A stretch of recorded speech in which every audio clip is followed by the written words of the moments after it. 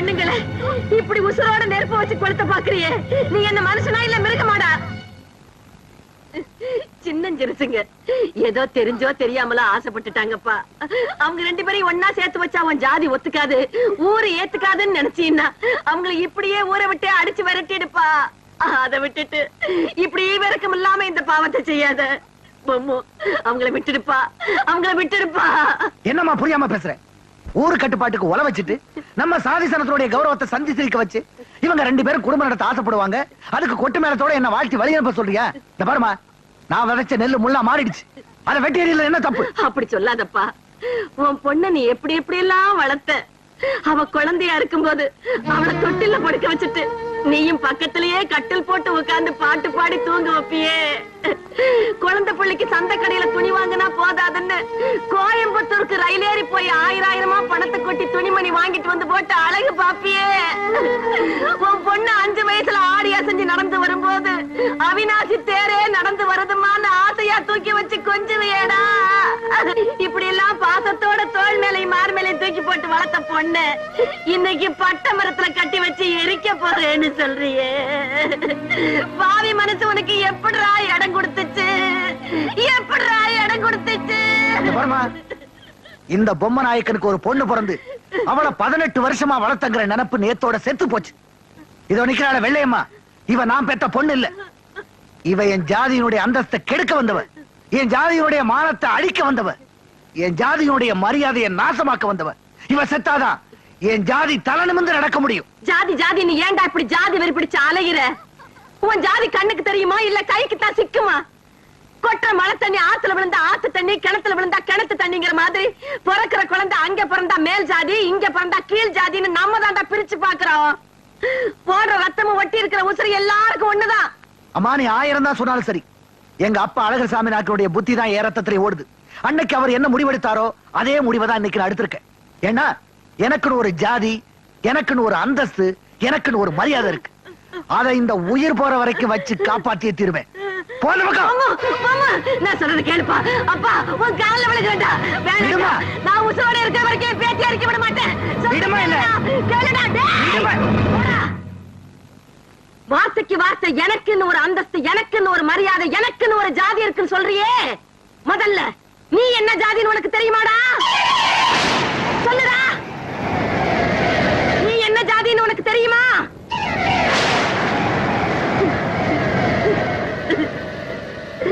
எந்த உண்மையே 40 வருஷமா உனக்கு இந்த ஊர் ஜனங்களுக்கும் தெரியக்கூடாதுன்னு மறைச்சேனோ, எந்த உண்மை என்னோடவே மறைஞ்சு மண்ணா போகணும்னு நினைச்சேனோ, அந்த உண்மையே இன்னைக்கு இந்த ஊர் ஜனங்களுக்கு முன்னால என்ன சொல்ல வச்சுட்டியே பொம்மு, சொல்ல வச்சுட்டியே. இத்தனை வருஷமா நீ என்ன அம்மா அம்மான்னு கூப்பிட்டியே, நான் உனக்கு அம்மா இல்ல, என் புருஷன் தான் உனக்கு அப்பா. அப்படின்னா என்ன பெத்தவ யாரும் தானே கேக்குற? எங்க போற? வா, இந்த நிக்கிறாளே ராமாத்தா, கீழ் ஜாதி கீழ் ஜாதின்னு சொல்லுவியே, இவதாண்டா உன்னை 10 மாசம் சுமந்து பெத்தவ.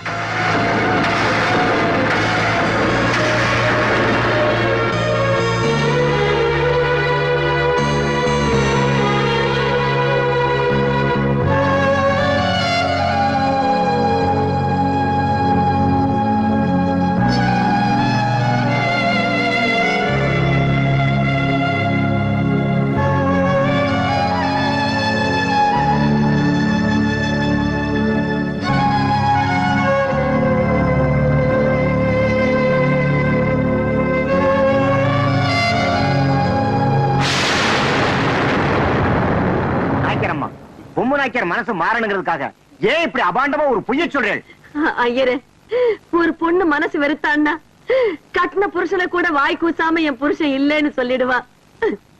ஆனா கழுத்தறுத்தா கூட பெத்த மகனை எந்த தாயும் மகன் இல்லைன்னு சொல்ல மாட்டா. ஐயரே, சொல்ல மாட்டா. இந்த பொம்மை நாய்க்கர் பிறந்த கதை எப்படின்னு தெரியுமா உங்களுக்கு? எனக்கு கல்யாணம் ஆகி 10 வருஷமா குழந்தை பாக்கியம் இல்ல. அந்த சமயத்துலதான் என் புருஷனுக்கும் இந்த ராமாத்தாளுக்கும் பழக்கமாச்சு.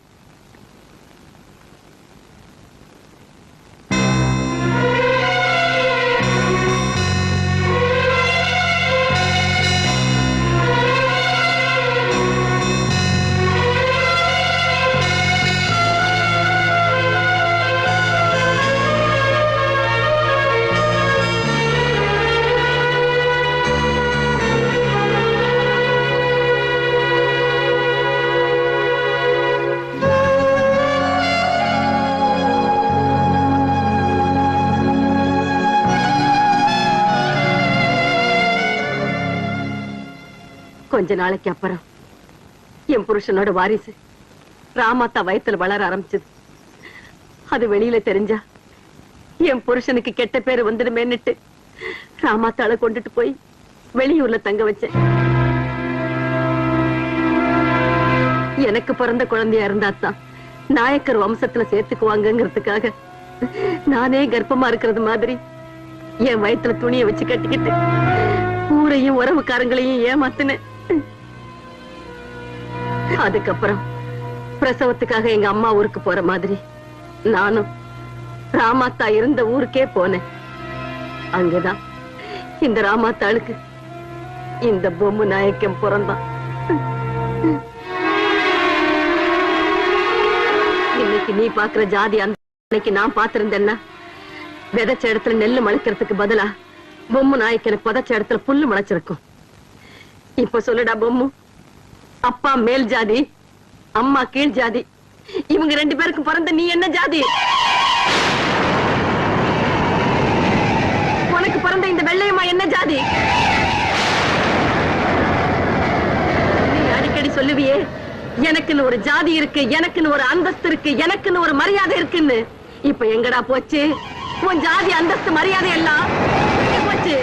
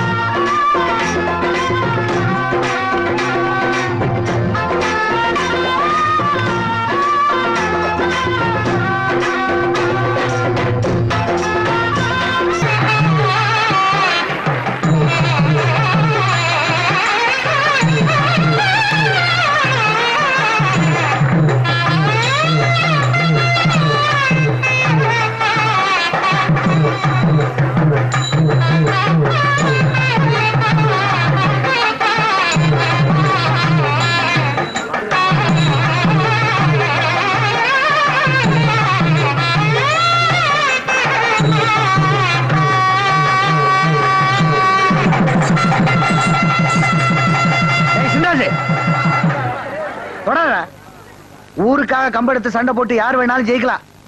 ஆனா தேர வடம் பிடிச்சு இழுக்கிறதுக்கு ஒரு அந்தஸ்து ஜாதி வேணும். போடா அந்த பக்கம் சொல்றேன்ல, போடா.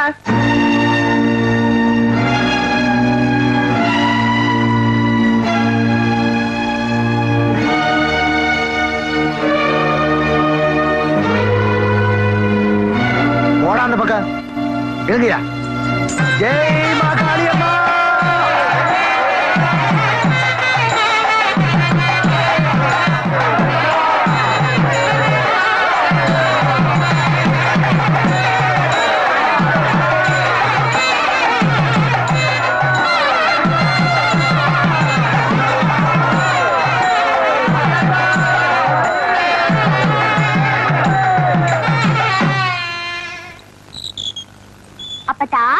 எனக்கு ஒரு சந்தேகம். என்ன சந்தேகம் உனக்கு ராத்திரி நேரத்துல? தாய போல பிள்ளை நூல போல சேலைன்னு சொல்றாங்களே, ஆமா, அது நெசமா? நெசந்தா. நெசமா? எங்க அப்பா உன் பிள்ளை தானே, அவருக்கே உன் புத்தி இல்ல? ஏன் புத்தி இல்லையா? என்னடி சொல்ற? இல்ல, திருவிழால சின்ராசு எல்லாரும் ஜெயிச்சான்ல, ஜெயிச்சதுக்கு மட்டும் சந்தோஷப்பட்டாரு, தேர்வடம் பிடிச்சு இழுக்கிறதுக்கு மட்டும் வேண்டான்னு சொல்லிட்டாரு. அதுக்கே நீ எங்கிட்ட வந்து வெடிக்கிற? அப்பா கிட்ட போய் வெடி. எங்க அப்பா கிட்ட வெடிக்க முடியாதுன்னு தானே உன்கிட்ட வெடிக்கிறேன். வெடிப்படி வெடிப்ப. விட்டா மிராசு பட்டா போட்டானா கொட்டாய் விட்டவன் கோர்ட்டுக்கு போனாங்கிற கதையா உங்களுக்கு எல்லாம் இழிச்ச ஆச்சு. நான் தான் கிடைச்சனா? இந்த பாரு, எதை விட்டு கொடுத்தாலும் கொப்பன் சாதியை விட்டு கொடுக்க மாட்டாங்கிறது உனக்கு தெரியும் இல்ல? அப்புறம் ராத்திரில வந்து தொலைச்சுக்கிட்டு இருக்க. சாப்பிட்ட இல்ல, போய் பாடு போ போ. அப்பத்தா என்னடி ஒரே ஒரு வாட்டி அப்பத்தா? ஐயோ ஐயோ அம்மா, ராத்திரி நேரத்துல வீணா அடி வாங்காத, காலையில வாங்கிக்கலாமா? நீ எனக்கு இப்பவே வேணும். அடியே, எனக்கு திருவிழாவுக்கு போயிட்டு ஒரே அலுப்பா இருக்குடி, எனக்கு தூக்கம் வருது. போ. அப்பத்தா உனக்கு இல்லாட்டி தூக்கம் வராத. அம்பதான் அம்பதான்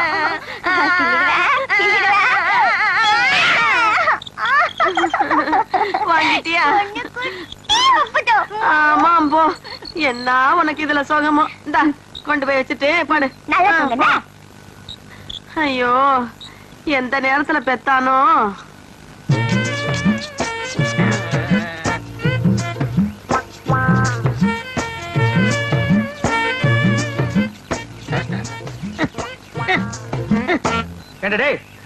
அது என்ன சோப்பு டப்பா நினைச்சியா இல்ல சுண்ணாம்பு கலக்கிற பக்கெட் நினைச்சியா இந்த கலக்க கலக்கிற?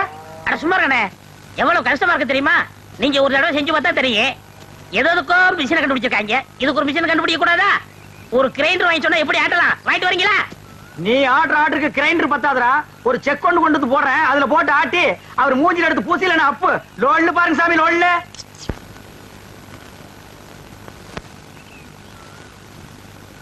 டேய் பாத்துடா, இது சிங்கப்பூர் கத்திங்க, நீங்க தான் பார்த்து அட்ஜஸ்ட் பண்ணிக்கணும். டேய் சின்ன ராசு, இந்தடா அந்த காப்பி குடிச்சிட்டு அப்புறமா வேலையை பாரு. சரிங்க. தேங்காய் எல்லாம் உரிச்சு போட்டாச்சா? போட்டாச்சுங்க. காலையில தானே? ஆமாங்க. இந்தாங்கம்மா. டேய் ராயப்பா, அத்தா, உனக்கு ஒரு தடவை தனியா சொல்லணுமா? எடுத்துட்டு வாடா. இன்னைக்கு ஒரு நாளைக்காவது போனிட்டு ஊத்த கூடாதா? போனு விட்டாவா? நான் கேட்ட கேளு. ஊத்துங்க ஊத்துங்க. ஆ, இந்தாங்க இதுல. யாருக்கு? அண்ணனுக்கு. உங்க அண்ணன் பெரிய கலக்கிட்டரு, அவர் வந்து வாங்க மாட்டாராக்கும். கொண்டே கூட. இந்தாங்க, உங்களால என் கௌரவமே போச்சு. இதுக்கு முன்னால டென்னு கணக்குல வச்சிருந்தியாக்கும். இந்தடா. பொம்மு பொடி. யாருங்க நாக்கிற?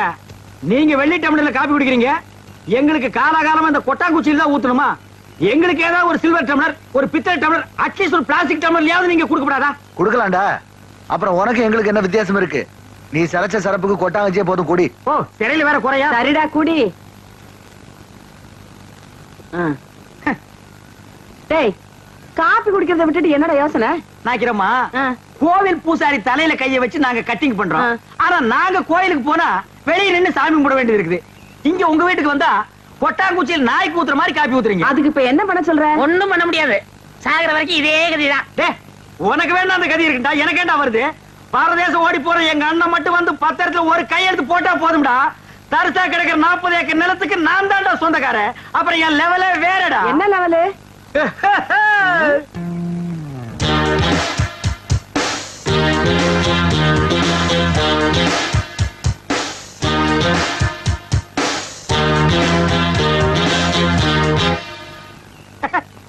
டேய், என்னடா? இல்ல, ஒரு சின்ன கற்பனை.